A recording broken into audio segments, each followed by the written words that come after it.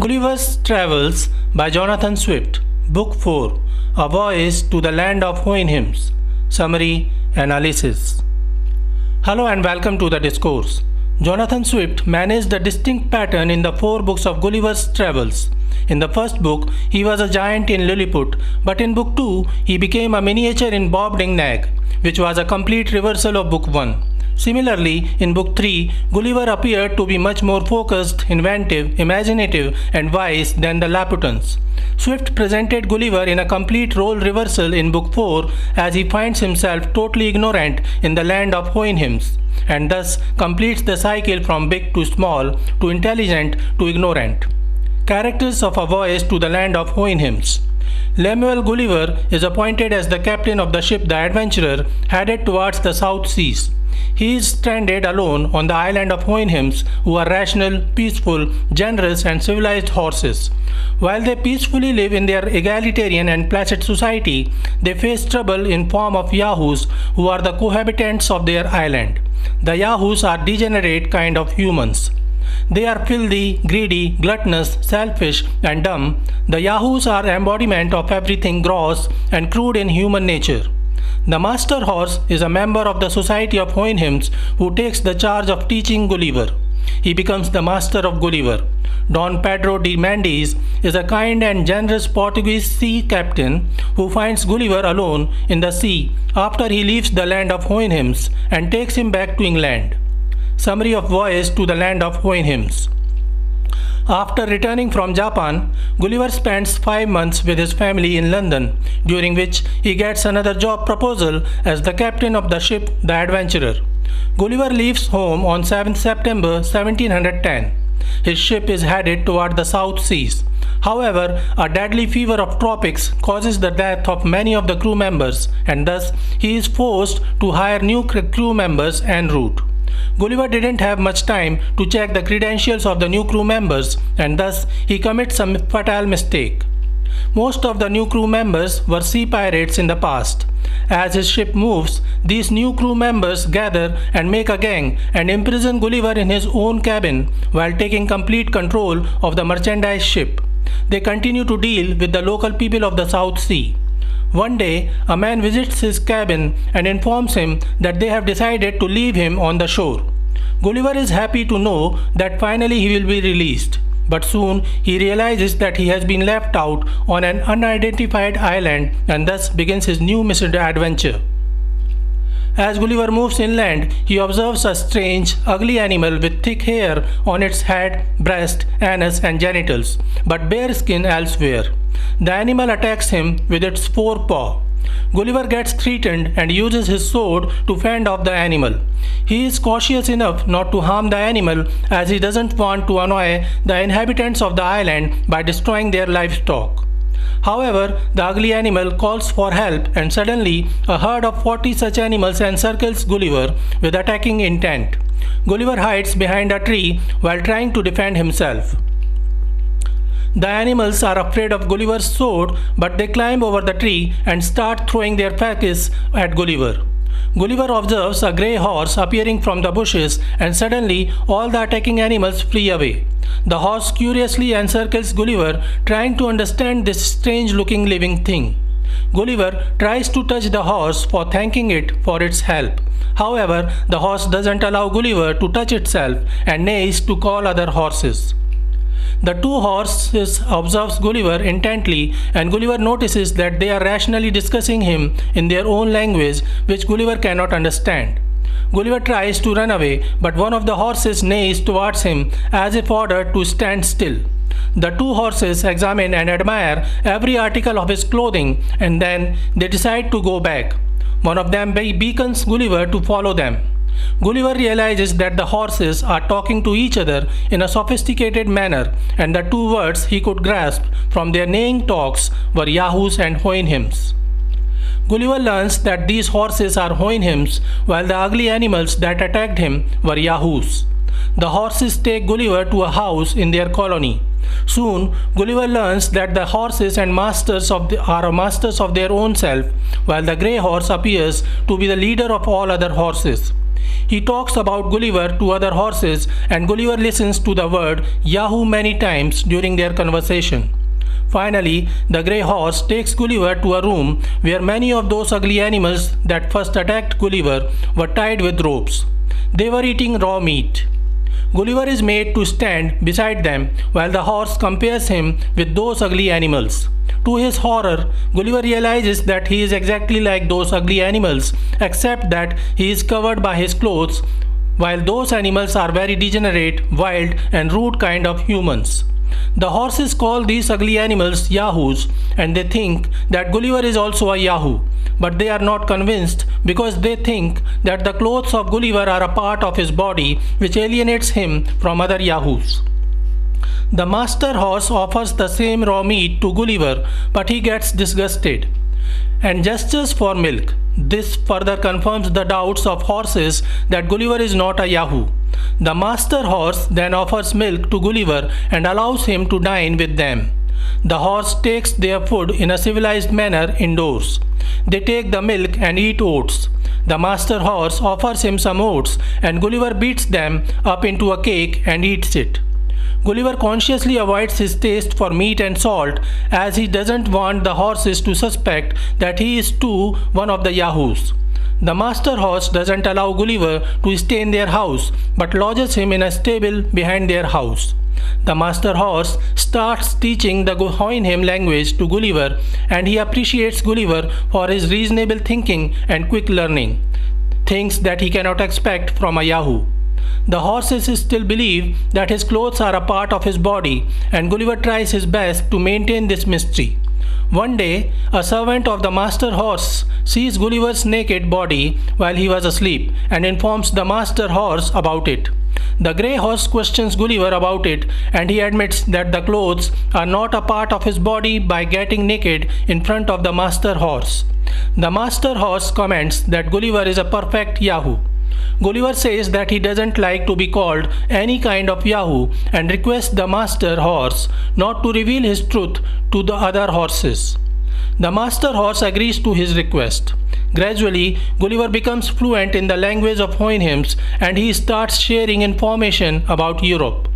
The master horse is astonished by knowing the fact that Yahoos can be so rational to make ships and sea voyages.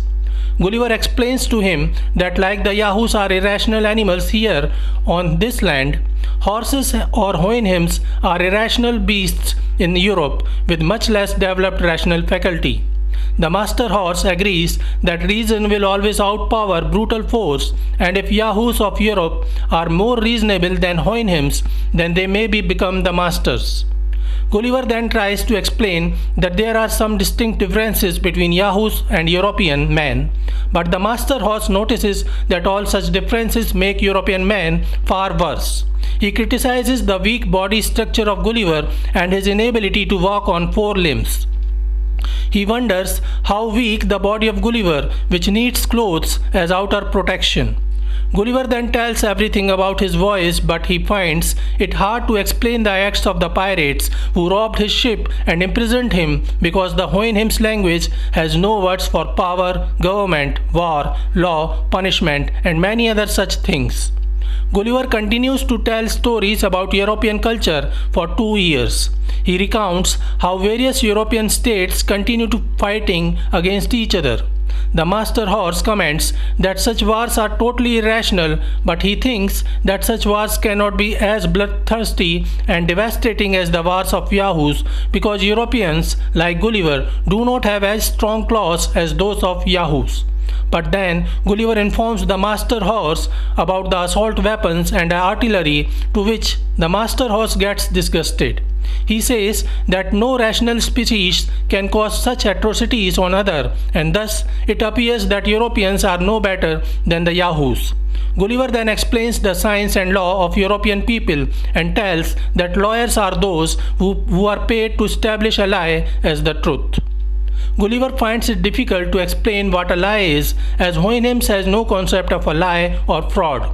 The master horse is then astonished to know that such intelligent people like lawyers would indulge in such heinous activities, to which Gulliver says that lawyers are not intelligent, Rather, they are the most ignorant and stupid generation among us, in all matters apart from the law.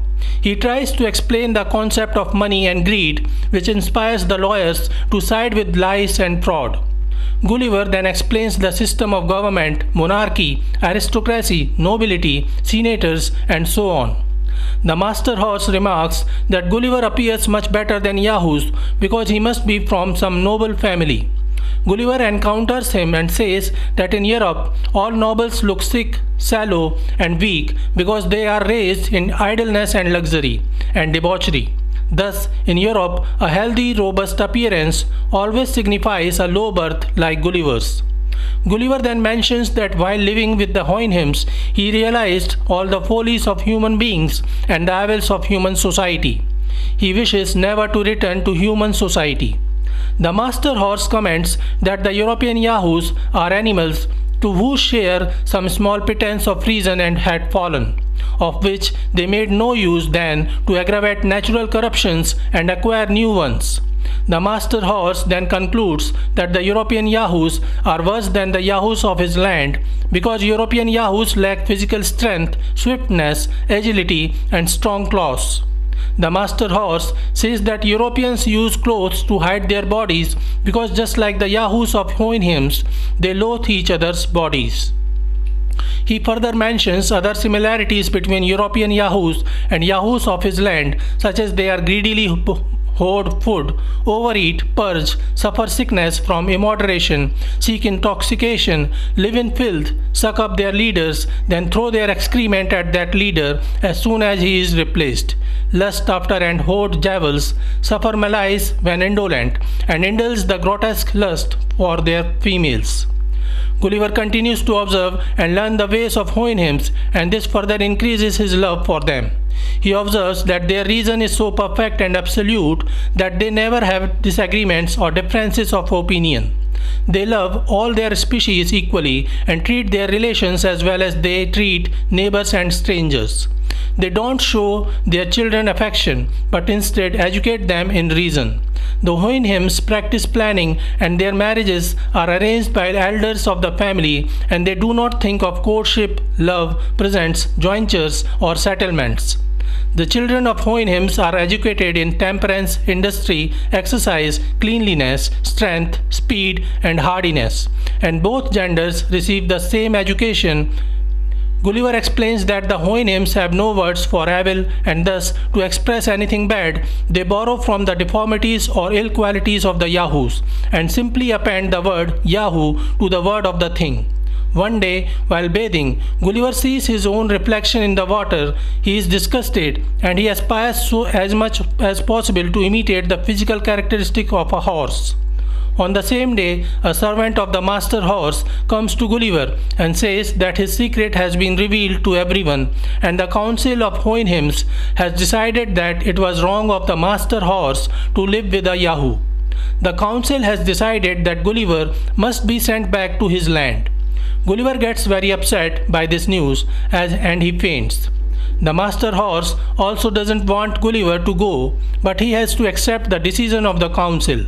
Thus, Gulliver makes a canoe of the skin of the Yahoos and prepares for his return journey. While leaving the land of Houyhnhnms, Gulliver kisses the hoof of the master horse and pays his respect.